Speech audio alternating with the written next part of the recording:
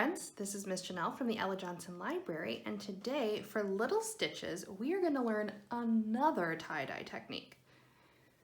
This is a tie-dye technique that you can do at home with stuff from your kitchen. So we are going to be using powdered drink mixes, vinegar. You're going to have a bandana in your kit, and I'm going to use a t-shirt to demonstrate today. And you'll also need some containers to mix your colors into. If you have clothespins or rubber bands, highly recommended. If you have a spray bottle or an eyedropper or a spoon, that'll be helpful too. And then of course, you're going to need water and somewhere to do this where you can get messy. So I have a little container that I'm going to put mine inside of. Maybe you want to go outside and do this, or if you have a bucket or a tub, it'll be a lot easier to do and for cleanup. So the first thing you're going to do is make sure you have assistance from a parent or guardian because we're going to need some hot water. So you're going to need a cup of hot water in a container, and you're going to add your drink mix in there and then let it dissolve. Stir it up, make sure it's completely mixed in. Then you're going to add 1 ounce of vinegar inside of there as well. This is going to be kind of like the way that you would dye an Easter egg, very similar technique. So I have yellow, blue, purple, and red all mixed up in my container already. Then I'm going to need to get my fabric in a specific design. So let me move my colors out of the way. This is where your rubber bands or clothespins will come into play. So I have this old t-shirt that I'm just going to use as an example. You can lay your bandana out, and here's a couple different ways that you can do it. So you can scrunch it like this and just rubber band or clothespin every few inches, creating little sections like that. That's one technique. My favorite technique is the swirl. So you take your bunched up clothes and then you roll it like it's a big cinnamon roll. And then you're going to rubber band or clothespin all the way around it several times. Another easy technique you could do is to do a dip, where you just dip it and let it sit, take it out, dip it into the next color, and so on, and it creates kind of an ombre or slow rainbow pattern. There are some other techniques that you can do that require some folding.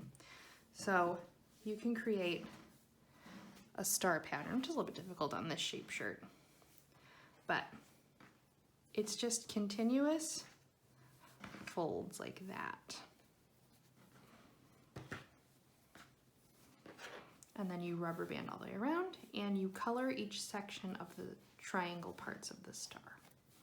And it creates a pretty interesting pattern. So for this one, I'm gonna do the roll because I like that. It's a little bit easier, it's fun. And I'm gonna use my eyedropper because I'm gonna kind of control where I'm putting the color a little bit. So I'm gonna pin this up, and when we come back, I will have it set up so we can start doing the color.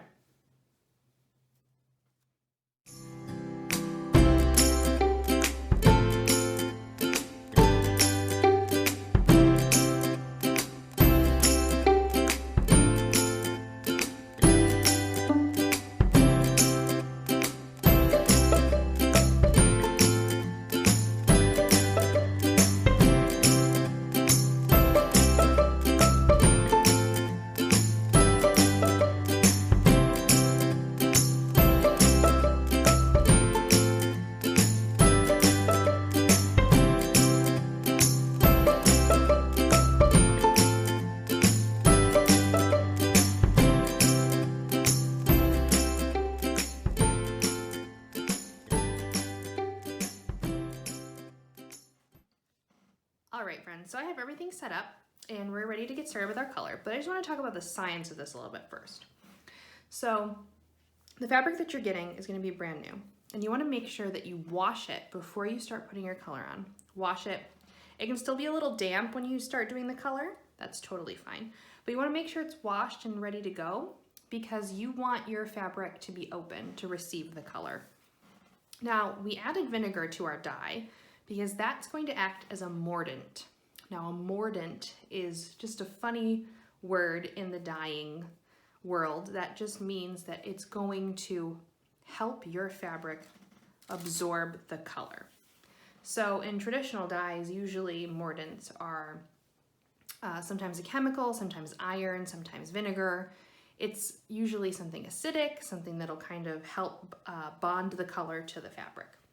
So wash it opens the pores of the fabric. Mordant creates this sort of bubble around the color particles that helps it go into the fabric. After you're done with doing all of the color, you're gonna wanna let it dry. And then what I usually do to make sure that my colors stay nice and bright is I sandwich my fabric in between some other fabric and I put the iron on it. Now what the heat does is that helps seal the color in because these colors are semi-permanent, not totally permanent. So you want to heat seal it with an iron. After you heat seal it, then you're going to hand wash it with cold water and some soap. Then wring it out as best you can and let it line dry. The more times that you wash your fabric and heat it and wash it and heat it, you're going to start to lose your color, especially because this is semi-permanent dye that we've just created. So always make sure to wash it in cold water, hand wash it quickly, wring it out well, and line dry it. Cold water helps to keep the color inside of the fabric, whereas hot water does what hot water does and helps us get clean, which includes removing the color. So just keep that in mind when you're doing this. So I've decided to do my swirl. I have my star pattern here kind of my clips, and I'm just gonna go through and I'm going to kind of direct the dye.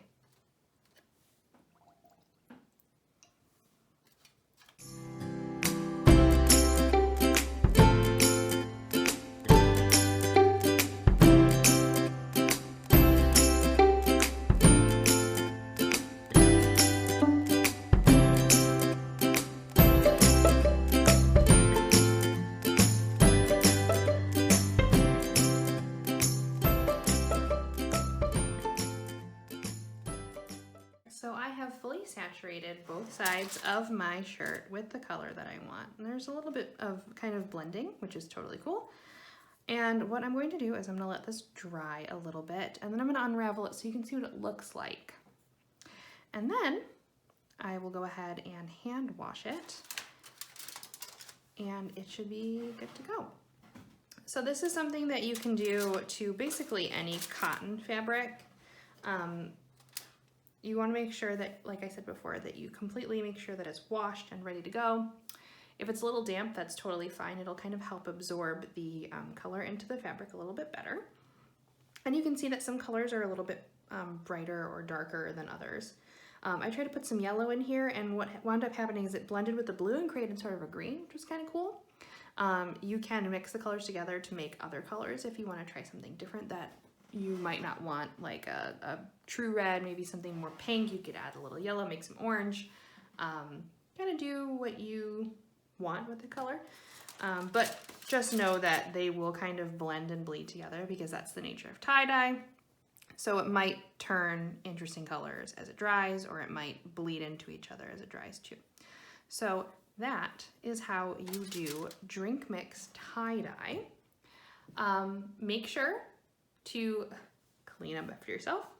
Wash your shirt in cold water, line dry, heat set it before you do anything else. And you will have an amazing tie-dye bandana. And if you have more colors, try it on a t-shirt, try it on your socks, try it on your dog's bandana, whatever you want to dye. I hope you guys had a lot of fun doing this. I know I did. My whole entire room smells like Skittles now. So enjoy, send us a picture, make sure to stop by the library for upcoming kits. We have a lot of events coming up for summer reading, including a ton of off-site story times. We have a garden program. We're doing a whole bunch of art programs. We have a really cool event called Chalk the Block coming up, so stay tuned. We have awesome things for you to do this summer, and I can't wait to see you in the library. Have a good day.